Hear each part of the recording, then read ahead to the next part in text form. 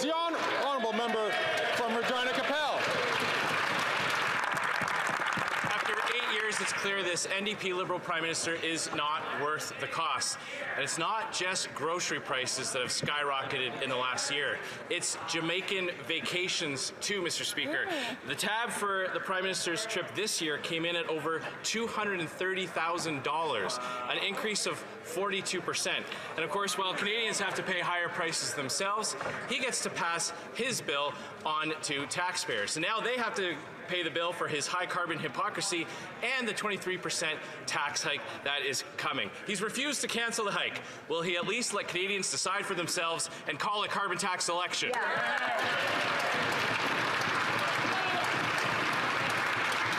Before we continue, just at the very top end of question period, I'm going to ask the member from Timmins James Bay to please keep his comments to himself until the moment that he has the mic to the floor. The Honourable Minister for Innovation. Mr. Speaker, the leader of the Conservative Party has become the CIO of Canada, the Chief Inaction Officer, Mr. Speaker. What he's advocating on this side of the House is inaction on climate change. It's an action on clean growth. It's an action on green jobs, Mr. Speaker. On this side of the House and millions of Canadians, we believe in action. Action against climate change. Actions to build the economy of tomorrow. Actions to build the jobs of tomorrow, Mr. Speaker. We're going to fight climate change and make sure that we bring more money in the pocket of Canadians. That's our plan. Again, I'm going to ask members to be very careful about ascribing acronyms or names to other honourable members. The honourable member from Regina Capel. Action they've taken is forcing Canadians to food banks for the first time in their lives. It's forcing Canadians to turn down thermostats and put food back on the shelf because they can't afford it. Meanwhile, their environment plan has been revealed to just be a tax plan because they've fallen 4 spots in the climate change ranking after raising the carbon tax, and their own environment commissioner has said they've stacked failure on top of failure. But they have succeeded in driving up prices. Will they do the right thing and let Canadians decide for themselves and call a carbon tax election? The Honourable Minister for Rural Economic Development. Thank you, Mr. Speaker. Mr. Speaker, our carbon rebate puts more money in the hands of 8 out of 10 Canadians. And just this morning, Mr. Speaker, I had a call from Keith in my riding. He's retired and he's been keeping track of all his invoices since January the 1st. And he was delighted to tell me that even with adding a little extra because he might have known the impact on this morning orange, that he is ahead $68 every single climate action rebate check. Thank you, Mr. Speaker. The honourable member from Regina Capel. That is just false. Their own budget watchdog, the parliamentary budget officer that they appointed, testified at committee and said the following. Once you factor in the rebate, but also the economic impacts, the majority of households will see a negative impact as a result of the carbon tax. In Newfoundland, hardworking middle-income families will be $377 poorer after the carbon tax and the rebate is factored in. So, will they show the courage and put their plan to quadruple the tax in front of Canadians, and Canadians can have the choice between that and our plan to axe the tax? The Honourable Minister for Rural Economic Development. Thank you, Mr. Speaker, and I love to get up to talk about my province of Newfoundland and Labrador and how the carbon rebate is putting more money back into the pockets. With the rural top-up, Mr. Speaker, in April 15th, the average family of 4 in my riding all throughout Newfoundland and Labrador outside of St. John's will be getting $1,430 a year to offset prices. And, Mr. Speaker, we've got another benefit. Another lady in my riding, Katie, applied for the oil to heat pump program, which is going to save her $800 a year as well. Thank you, Mr. Speaker. Honourable Member from Mégantic-L'Érable. Mr. Speaker, after 8 years, this Prime Minister is simply not worth the support he receives from the Bloc Québécois. How can the Bloc Québécois support a Prime Minister who has doubled our national debt? How can the Bloc Québécois support a Prime Minister who has doubled the cost of housing for Quebecers? How can the Bloc Québécois support a Prime Minister who has forced hundreds of thousands of Quebecers to food banks? My question to the Prime Minister, what did he promise to the Bloc to save his career and his government? The Honourable Minister for Innovation. Mr. Speaker, for the thousands of Canadians who are watching us today on TV, it's clear. You hear the party of inaction on the other side, Mr. Speaker. Their strategy is inaction to counter climate change, inaction against economic growth, inaction in order to create jobs. On this side of the House, we believe that people believe in action, action against climate change, action to create the jobs of tomorrow, and they want economic growth, and that's what we believe, and that's what Canadians believe, and that's what we will do for our country, Mr. Speaker.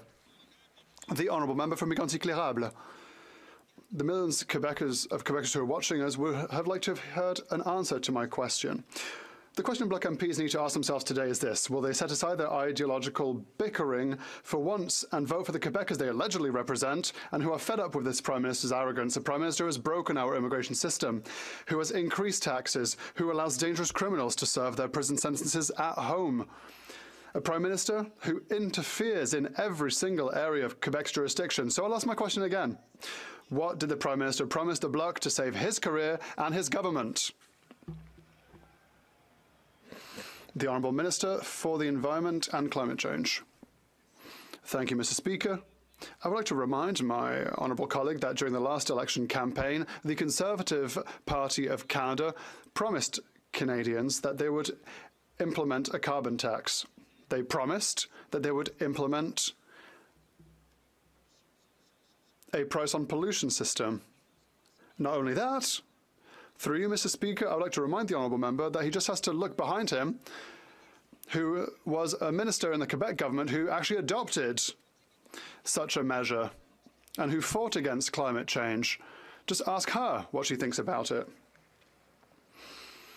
8 years of this Liberal NDP government, Canadians know that this Prime Minister and his carbon tax are not worth the cost. The average Ontario family pays $1,674 every year in Liberal carbon taxes. They get back $1,047. I know that it's very difficult for them to understand, but $1,674 is bigger than $1,047. And the tax goes up by 23% on April 1st. So if he won't spike the hike or axe the tax, then why won't he let the people decide and call a carbon tax election?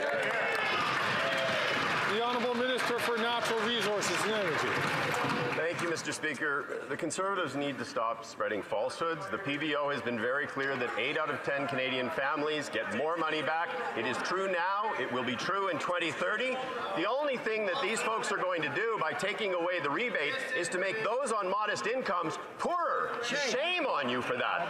While his climate plan is essentially to let the planet burn, the Conservatives essentially have a policy that is both reckless on the environment and reckless on affordability.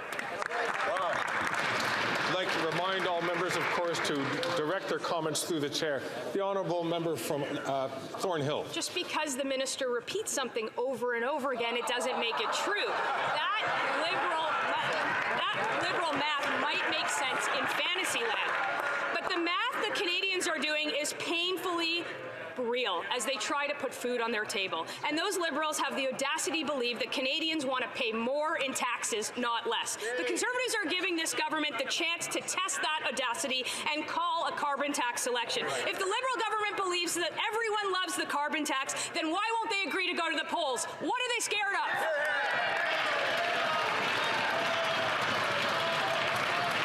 The Honourable Minister for Natural Resources. Once again, Mr. Speaker, I would say the Conservatives need to stop spouting falsehoods. Right. The average net benefit to Canadians in Ontario is $255 a year. In Manitoba, $365 a year. In Alberta, $723 a year. In Saskatchewan, $349 a year. What these folks are going to do is make poor people poorer, and they are going to essentially sacrifice the future of our children going forward. Shame on you.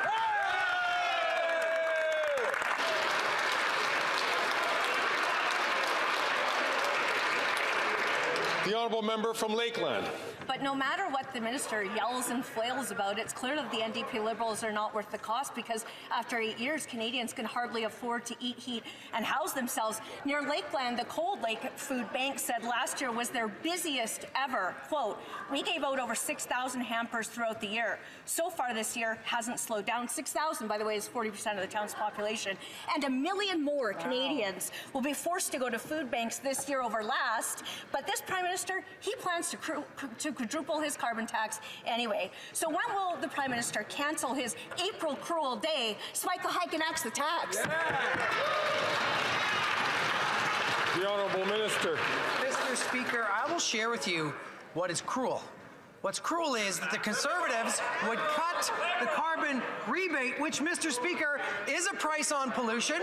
8 out of 10 Albertans receive more money from the Canada carbon rebate than they pay at the end of the year. $700 more in the pockets of Albertans. What do Conservatives want to do? Cut. What will we do as Liberals? We will defend the planet. We will make sure there are good jobs, and we'll make sure that life is more affordable for Albertans and all Canadians.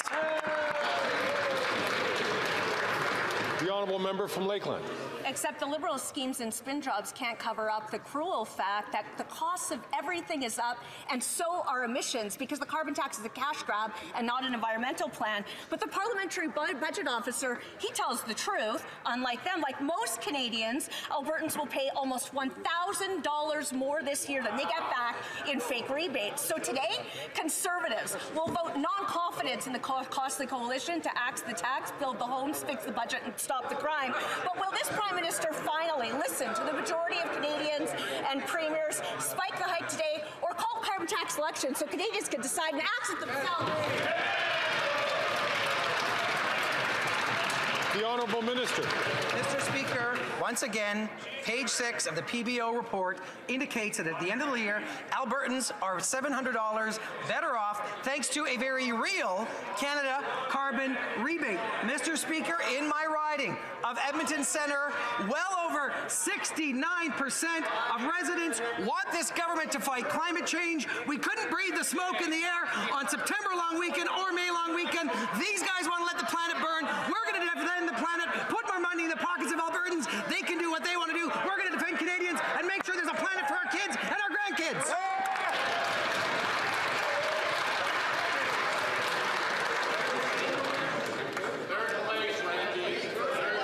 Order.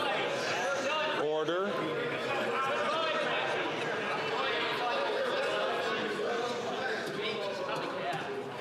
The Honourable Member from Dufferin-Caledon.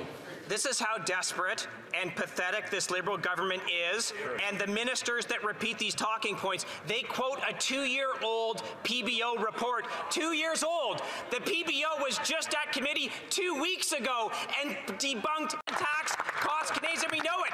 In Orangeville, my hometown, they are now predicting in a few years 5,000 to 6,000 residents will go to the food bank every month. In a town of 27,000 people, this is the Liberal carbon tax. Will they spike the hike, axe the tax, or call a carbon tax election?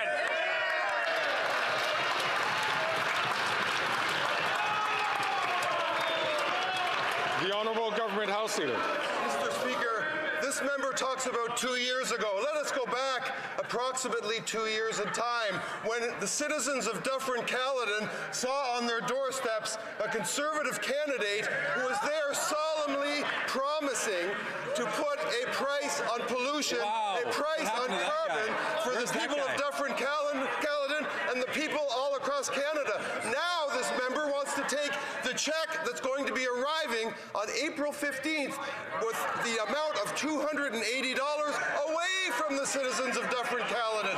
So he's renouncing his promise in the last campaign, and he's renouncing the Honourable Member from Dufferin-Caledon. He can't even defend what I said because he knows the report he's citing is 2 years old, it's out of date, and it's false. Now, here is Liberal math. The average person in Ontario, including Dufferin-Caledon, will pay $1,674 of carbon tax, and they will get a rebate, a fake rebate of $1,047. Even Liberals can do the math. That costs $674. That has consequences. After 8 years of this anti-Liberal Prime Minister, he's not worth the cost. So they can spike the hike, axe the tax, and call a carbon tax election.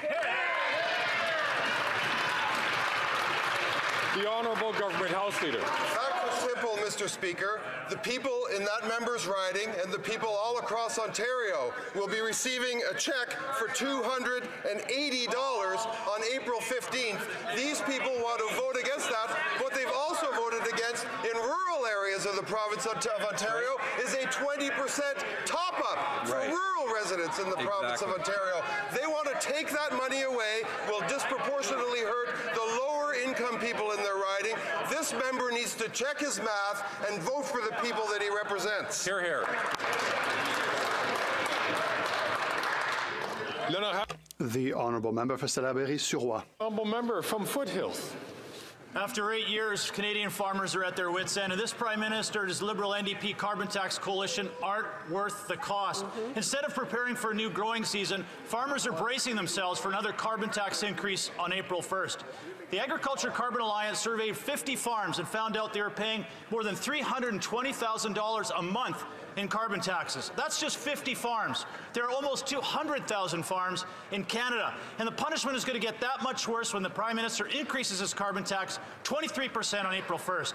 Will the Prime Minister give farmers a voice and allow a carbon tax election? The Honourable Minister for Agriculture and Agri-Food. Mr. Speaker, I appreciate my honourable colleague's question. I believe he and I both canvassed the last election indicating we were going to put a price on pollution. We did put a price on pollution. We also put in place a Canada carbon rebate, which my honourable colleague is well aware, 8 out of 10 people in the country receive more than they pay. And in fact, in Alberta, they receive an average family receives $450 quarterly. The question is, why does my honourable colleague and the Conservative Party of Canada want to take $450 every quarterly out of the people's pockets? The honourable member from Foothills. Well, I think the minister should talk to his own constituents in Prince Edward Island who are paying $1,600 a year in carbon taxes and getting about $1,000 back in the rebate, meaning it is costing islanders $600 a year in the carbon tax. And that has consequences. Higher carbon taxes are driving Canadians to food banks in unprecedented numbers. As a matter of fact, in his province, the corner food bank is struggling just to keep its doors open as demand for increase gone 70%. 5,500 families it's serving. Will the minister support a carbon tax election and give his islanders a voice? Here. The Honourable Minister for Agriculture and Agri-Food. My constituents in Prince Edward Island are fully aware that I told them that we would put a price on pollution. And we also indicated we'd put the Canada carbon rebate in place. In fact, my constituents receive $220 every quarterly, and that money is in their pocket. What I cannot understand is why my honourable colleague wants to take that money out of their pockets. Farmers understand there's a problem with the environment. They also understand we have a program in place to address the environment. We have and will continue to do that, Mr. Speaker. The honourable member for Beauce. Mr. Speaker, the Bloc Québécois is keeping the Prime Minister in power even though he has broken our immigration system, raised taxes and doubled our national debt. What good is the Bloc Québécois if it doesn't even do its job as opposition? They continually vote with the government to make Canadians poorer and radically increase the carbon tax. Canadians and Quebecers deserve better. What did the Prime Minister promise the Bloc Québécois in order to hold on to power?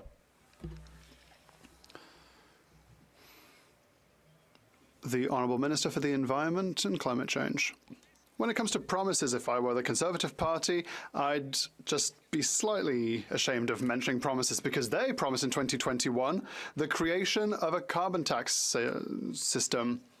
The Conservative Party said they would implement standards on clean fuel. What are they doing? Well, they've just changed their minds. They change minds as much as they change underwear. They don't believe in climate change. They have no plan for the economy, no plan for jobs, no plans for affordability on this side of the House. We will work to fight against climate change, to fight to create jobs and to help Canadians when it comes to affordability. The honourable member from Victoria. Hope.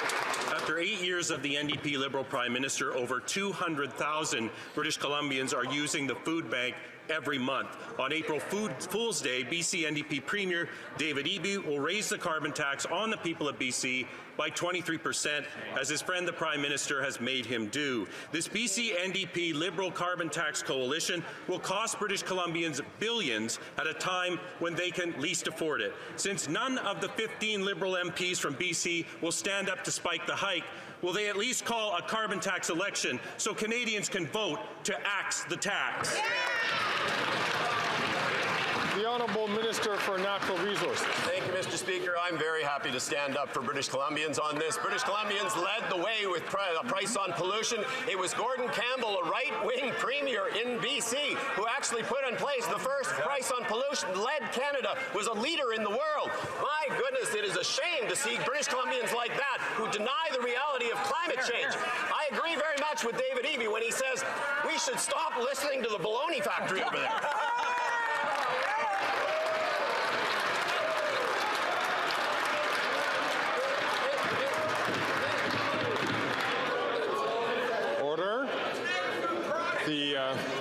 The Speaker would like to hear the question from the member from Chilliwack Hope and the response that will be offered in answer to that.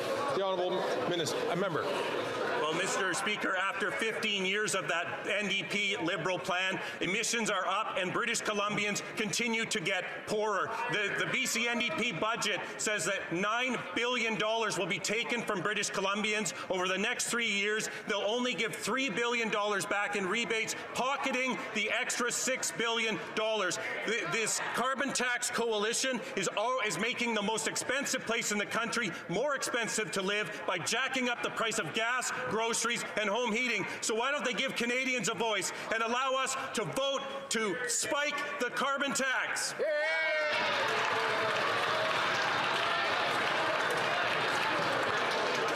The Honourable Minister of Natural Resources. The party is entitled to its opinion. Order. I'm going to encourage members, especially the member from Kingston the Islands, please, to not have a conversation across the way. That also goes for members on this side and responding.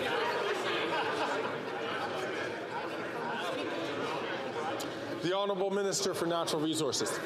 Thank you, Mr. Speaker. As I say, the Conservative Party is certainly entitled to its own opinions, but it is not entitled to its own facts. Emissions are down. Canada is growing a clean growth economy for the future. I was in Germany earlier this week, and the German government told me that Canada is a model for the world in the fight against climate change and the work to address the issue that is an existential threat and to grow a clean economy. We signed an agreement on hydrogen that is going to create jobs and economic opportunity in Atlantic Canada because we believe in climate change. We are fighting climate change, and those climate deniers on the other side of the House should be ashamed of themselves.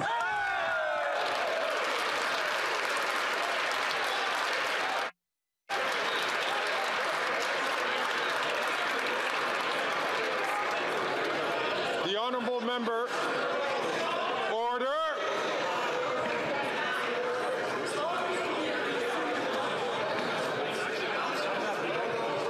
Order. The Honourable Member from South Shore, St. Margaret's. These Liberals think Canadians have never had it so good, but after 8 years, the NDP Liberals, Melody from Nova Scotia, is losing hope because the 23% increase in the carbon tax that's happening on April 1st will put the cost of everything up. Melanie had to sell her dream home because Liberals forced her to choose between food, heating, and having a mortgage. To help Melody, the Liberal leader in Nova Scotia has now joined in the fight against the carbon tax. So that for the sake of Melody, if Liberals won't axe the tax, will they at least spike the hike? The Honourable Minister for Rural Economic Development. Mr. Speaker, we're going to say it again, but the Canadian carbon rebate puts more money in the hands of 8 or 10 Canadians every single day. What we haven't talked about today, Mr. Speaker, is the cost of not doing action on climate. Here, here. I know the member opposite, he was impacted by Hurricane Fiona. They've had fires, they've had drought, they've had floods.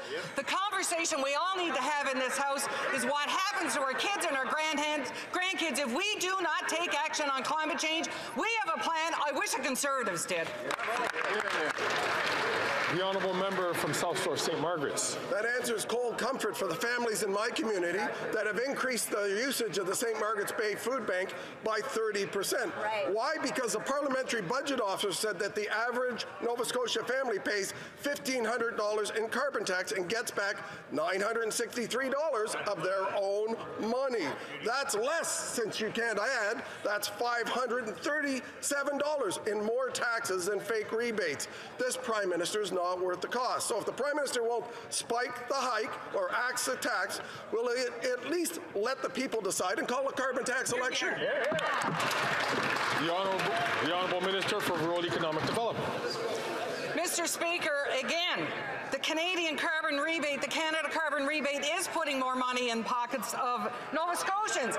And April the 4th, the average family outside of Halifax is going to get $989. You add to that what we're doing in $10 a day daycare, what we're doing in lowering taxes for everybody, what we're doing in so many things for people, especially the heat to oil to heat pump program, that is saving hundreds and hundreds of dollars every year for Canadians. We are there to help Canadians every day. I wish the Conservatives were.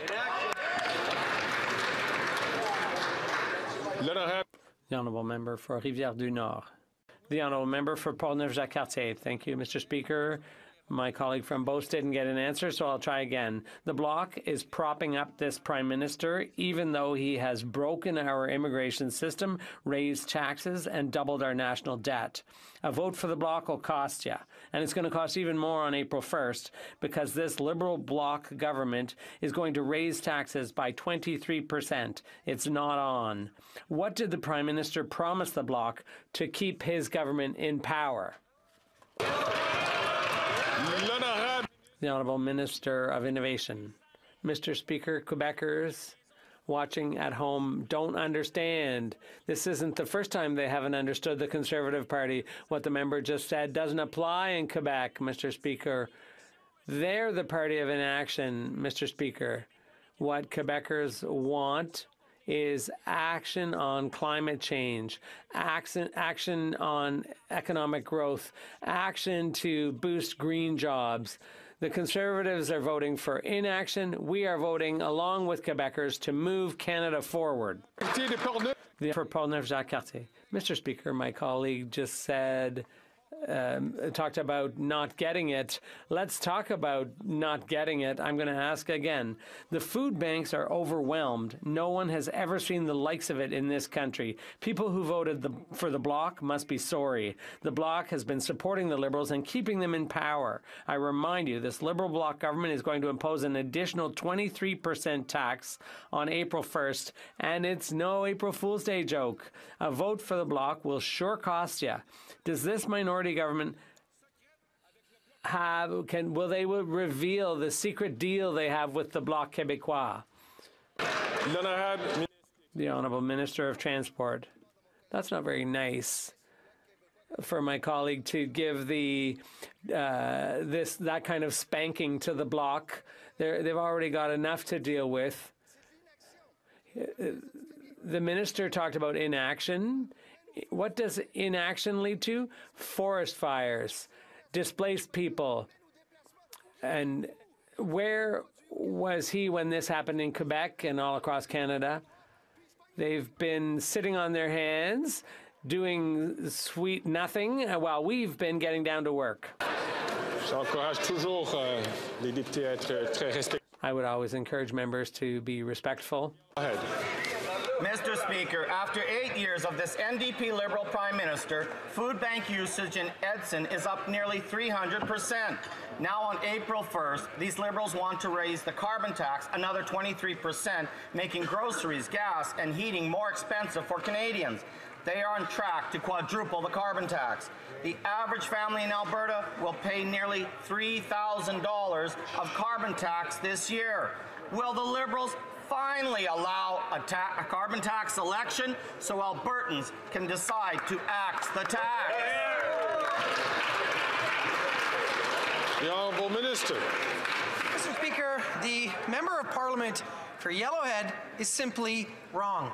Albertans in rural Alberta with the doubling of the rural top-up, will receive $2,160 in rebate in the upcoming year. More money, $700 more, $960 more if you're in rural or remote Alberta, Mr. Speaker. I have one message for Albertans and for Canadians. Stop the Conservatives and don't let them ruin the rebate. The Honourable Député Poor.